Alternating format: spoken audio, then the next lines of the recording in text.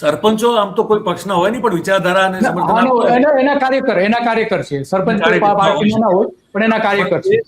તમે જો જોશો તો એ તમને હવે જે ભાગતી વખતે જે વિડીયો દેખાશે એમાં જે ભાજપનું કમળ જે ઝૂલતું દેખાય છે તમને, તમે જોઈ શકશો આખી વાતમાં.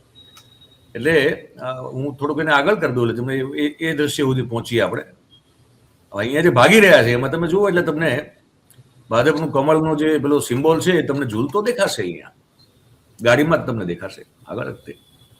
અત્યારે તો આ પાછળ ગામવાળા લોકો જે પાછળ દોડી રહ્યા છે રોકવા માટે અટકાવી રહ્યા છે. મારા ખ્યાલથી કોઈ કદાચ એક પથ્થર પણ મારેલો પાછળનો કાચ કદાચ મારા ખ્યાલથી ફૂટેલો દેખાય છે. જો આપણે એ દ્રશ્ય આવે તો ખ્યાલ આવે. આ જો આજે લડકે છે શું લડકે, આ પાછળનો કાચ તૂટે, બરોબર છે. એટલે ત્યાં એટલે આ વિડીયો પણ એટલે બનાવવાનો પ્રયાસ થતો એવો દેખાય છે પ્રથમ દ્રષ્ટિએ કે આપણે આવો પ્રકારનું બોલીને નીકળી જઈએ એટલે આપણે આને એઝ એ પ્રૂફ મૂકી શકીએ કે અમે કંઈ કર્યું નથી.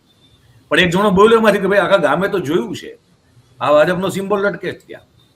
હા, સવાલ એ છે આખી વાતમાં હવે કે તો આજે ભ્રષ્ટાચાર કરનારા લોકો રાજ્યમાં એનો હોંસલો, એનો જુસ્સો એટલો બધો બુલંદ થઈ ગયો છે દિલીપભાઈ કે એટલે કંઈ પણ કરી શકે એમ.